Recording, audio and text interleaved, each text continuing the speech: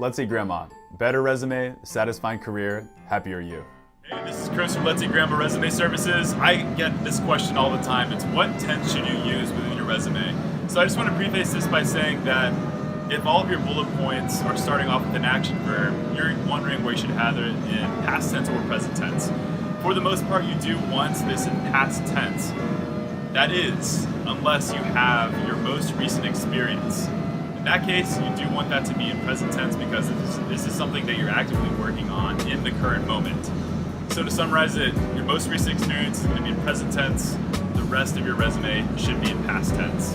So implements becomes implemented, manages becomes managed.